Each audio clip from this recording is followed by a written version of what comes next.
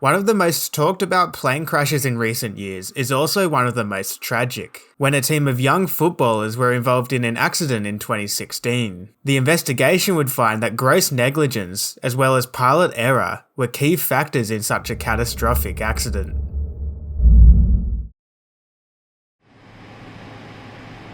On the evening of November 28, 2016, a regional jet and its crew are standing by at Viru Viru International Airport in Santa Cruz, Bolivia. They are awaiting the arrival of the Chapecoense football team, who have chartered the flight to Medellin, where they will be playing in the Copa Sudamericana finals. The team is arriving on a flight from Sao Paulo. They will then board the direct charter flight, Lamia 2933, to take them to Medellin's Rio Negro International Airport. Boarding the flight will be 73 passengers as well as 4 crew. Among them are 22 Chapecoense players, 23 staff, 21 journalists, and 2 guests. Doing the flying is a 2-man crew, 47-year-old First Officer Fernando Goitia, a former Bolivian Air Force pilot, and 36-year-old Captain Miguel Quiroga, also a former Air Force pilot, as well as co-owner of the airline. Despite some drizzle in the area, weather conditions for the flight are fairly good, with the destination Rio Negro reporting clear visibility and scattered cloud. Before the passengers arrive, the airline dispatcher submits a flight plan to air traffic control, with a proposed departure time of 6 p.m.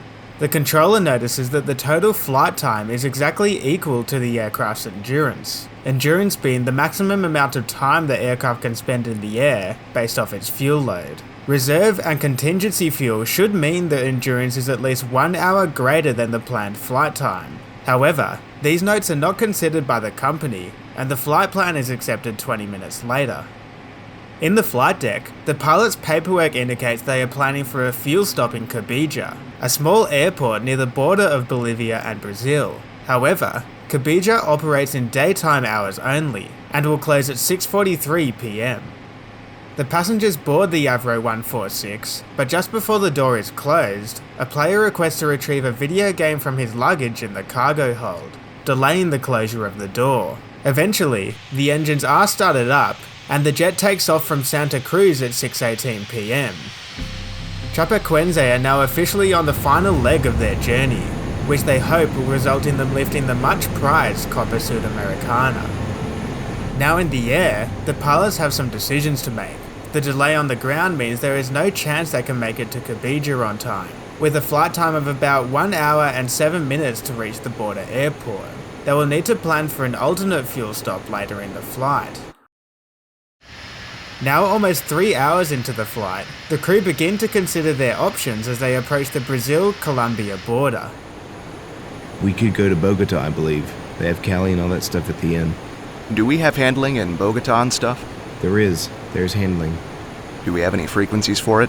No. No, nothing. We're going to Bogota, but we have to call to refuel and pay. We can call Medellin first. Okay. We don't need an FBO or anything like that. We just need to refuel and continue. The crew are considering Bogota as their fuel stop. Once refueled there, it will be a short 120-mile hop to Medellin. Shortly after this conversation, the crew contact Colombian air traffic control for the first time. It is 8:48 p.m. back in Santa Cruz, 7:48 p.m. Colombia time. Bogota Center, Lima Mike India 2933. To avoid confusion, Bogota Center is simply the name of the air traffic control station the crew are speaking to. The Lamia 2933 flight plan still has them landing in Medellin, and air traffic control are unaware of any planned diversions. Lima Mike India 2933, Bogota Center, go ahead. Good evening. Level 300, squawking 6360. Lima Mike India 2933, roger. You are radar contact flight level 300. You are cleared to proceed to Rio Negro via Aruba, Pabon, Bogota, Nirso, Rio Negro. Roger, Lima Mike India 2933. The crew realise their clearance provides relatively direct tracking, and they will save some fuel. Okay, Nirso, Rio Negro, no problem. Is it going to be enough for descent? Okay, 3,300, right? Right now we have 3,200. Let's keep going then. Keep going. That's good. We've analyzed it and thought about it enough. Okay, we are going to descend as close as possible. The pilots think they just about have enough fuel to make it to Medellin. It appears they have 3,200 kilos on board and require 3,300 kilos to get there. Additionally, they will save fuel on descent when engine power is reduced. However, they are completely disregarding several regulatory and company policies regarding fuel reserves. At the very least, they should be landing with 30 minutes of reserve fuel in their tanks, an extra 900 kilos. Yeah, when we made the first calculation, we were not going into Bogota. The weather's looking tough. Storm or rain? Storm. Save more fuel, we could go direct to the start of the approach. The crew brief and prepare for the approach into Medellin, and over the next hour, they fly around a number of thunderstorm build-ups along their route, providing a smooth ride for their VIP passengers. At 9:15 PM, the plane alerts the pilots of the lowering fuel state. The low fuel feed caution light illuminates when the fuel level drops below 550 kilograms. Unfortunately, we don't know how the crew responded to the master caution, as a cockpit voice recorder stopped at 8:15 PM. It is likely met with relative calm though from the crew. We know they were aware and planning to land with very little fuel in the tanks, and would have been somewhat expecting this alert. They don't even advise air traffic control of the lowering fuel state when they are contacted just minutes later. Bogota, Lima Mike India 2933, we are ready for descent. Lima Mike India, descend to flight level 250. Re-cleared to VOR Rio Negro holding pattern. To flight level 250, now leaving flight level 300, Lima Mike India 2933. Correct, LMI 2933 and re-cleared to Rio Negro holding pattern. Meanwhile, air traffic control have their own problems to worry about. Another aircraft inbound to Medellin is experiencing a fuel leak and has been given priority to land at the airport. Therefore, the controller has instructed Lamia 2933 to turn towards Medellin and hold over the Rio Negro VOR. Lima Mike India 2933, continue descent to flight level 240 to VOR Rio Negro holding. 240, Romeo November Golf holding. Correct. Contact Medellin, approach now 121.1. Good night. Switching, 121.1, Lima Mike India 2933. Rio Negro, Lima Mike India 2933, good evening. Lima Mike India 2933, control, good evening. Radar contact, descend flight level 230. Join the Rio Negro VOR. 4230, join Rio Negro VOR. It is now over 25 minutes since the low fuel feed caution illuminated. The Avro 146 emergency checklist states that landing must be conducted as soon as possible after a fuel caution, as there is only 23 minutes of fuel left operating at cruise power. However, the crew still haven't advised air traffic control of the issue, and appear unfazed about the state of the fuel. 2933, continue descent to 210 now. For 210 now, Lima Mike India 2933. Is it possible to hold over Gimli? Approved. We'll hold over Gimli. Lamia 2933 reaches Gemli at 9:45 PM and enters the holding pattern at 21,000 feet, 16 miles to the south of the airport.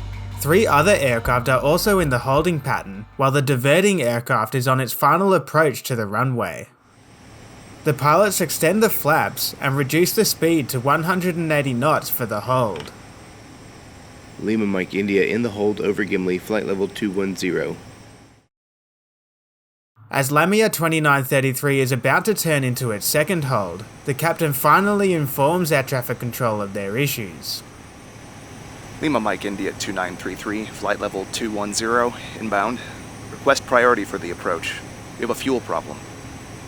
Lima Mike India 2933, I understand you request priority for landing, also with a fuel problem, correct? Affirmative. Okay, stand by. I will give you vectors to proceed to the localizer for the approach. Estimate 7 minutes to commence. We'll stand by for vectors. Lima Mike India 2933. The air traffic controller may not understand the urgency of the fuel issue. She has only just been advised of the abnormal state, And adding to her workload, she has several aircraft below Lamia 2933 in the holding pattern, making it difficult for her to expedite it onto the approach. Now on the outbound leg of the hold, the captain again requests urgent vectors. Lima Mike India 2933, request inbound vectors. Stand by. I have an aircraft below you on approach. Additionally, they are doing a runway inspection. How much time do you have to remain on your approach? We are a fuel emergency. That's why I'm asking you at once for final course. Request immediate descent.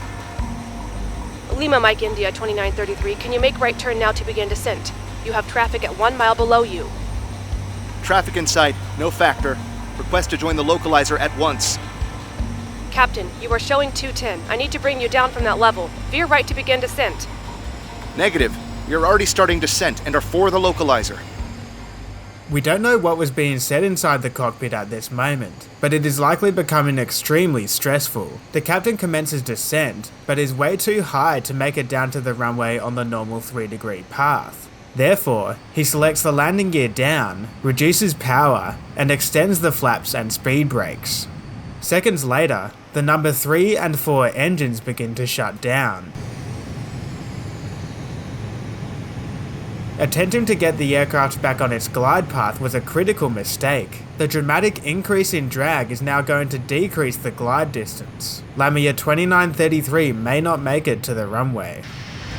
Lima Mike India 2933, you have traffic ahead of you. 18,000 feet, A320. Identified on TCAS, and we have it above us. We are on final approach. The traffic is at 18,000 feet on your left. Additional traffic... Okay, he's already left. In sight, and we are through 18,000. The captain further extends the flaps, adding even more drag, still set on the fact that he is high on the approach. As the flaps reach their final position, the final 2 engines shut down.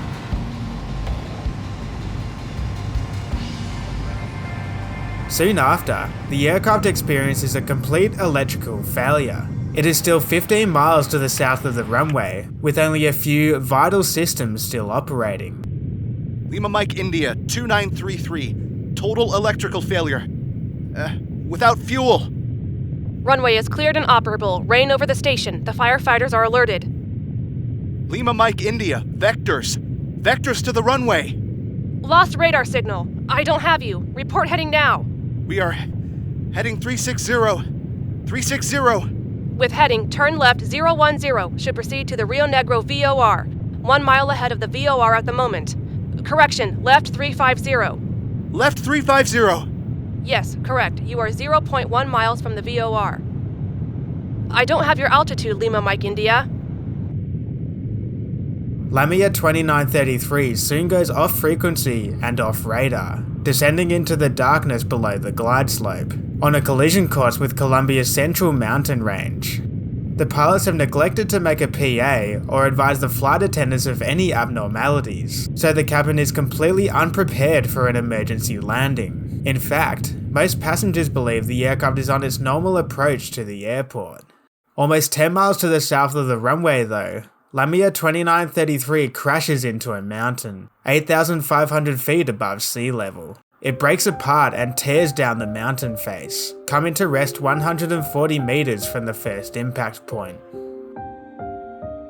Of the 77 occupants, 71 die in the crash, while 5 sustain serious injuries and 1 suffers only minor bruises and lacerations. The crash has a devastating impact on the Chapecoense football team. 19 of the playing squad die in the crash, as well as numerous staff and coaches. Of the starting 11 in their previous Copa Sudamericana match, just 1 player survives. The crash of Lamia 2933 was clearly tragic on a number of levels, so let's investigate how it was possible and why it wasn't prevented. Examining the wreckage of the Avro 146 regional jet quickly confirms that the aircraft ran out of fuel. The regulations placed on fuel management in aviation are strict and conservative. Any aircraft, especially an airliner, should never come close to running the engines dry, but Lamia 2933 did, and it was a result of negligent planning as well as poor decision making by the pilots. The fuel policy for Lamia outlines the reserve fuel to be taken into account for all flights. When planning Flight 2933, it was estimated to burn 8,986 kilos, which should then be increased to 12,052 when including reserves. The calculation including 30 minutes of fixed holding, 10% of contingency fuel, flight time to an alternate airport, as well as taxi and approach allowances. However, Flight 2933 only departed with 9,073 kilos of fuel on board. As was noted on the flight plan submitted to Air Traffic Control, it was clearly not legal for a direct flight to Medellin. Perhaps the airline and pilots were simply ticking the box with ATC and were intending to amend the plan en route to divert to and refuel in Cabija. What we know now though is that the flight plan was submitted with an estimated departure time of 6 PM, adding a 1 hour and 7-minute flight time to Cabija. The earliest it could arrive was 7:07 PM. Well after its closing time of 6:43. As has been widely reported, the delay from a player retrieving a video game from his luggage, while may have placed time pressure on the crew later in the flight, had no effect on whether the aircraft would make it to Cabija or not. It was either a result of critical, unprofessional errors in the planning process, or pure negligence from the airline and the pilots.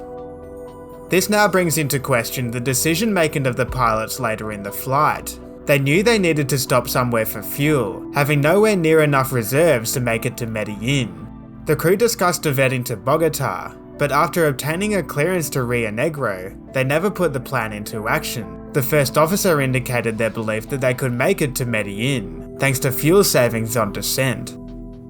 The first fuel caution light should have alerted the crew that the fuel state was getting dire. The aircraft's emergency checklist stated that a landing should occur as soon as possible, and Bogota was only 77 miles away at this point. But the crew seemed to disregard this warning completely, not even advising ATC of their situation, instead getting drawn into the hold-on approach to Medellin.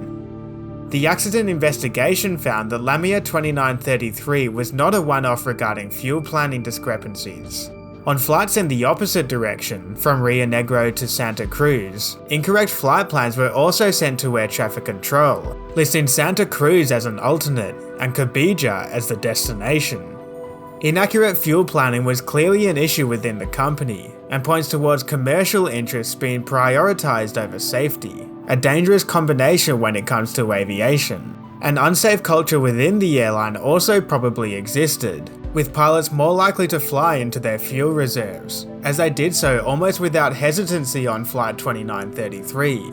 All it took in the end was a few minutes of holding to lead to a catastrophe.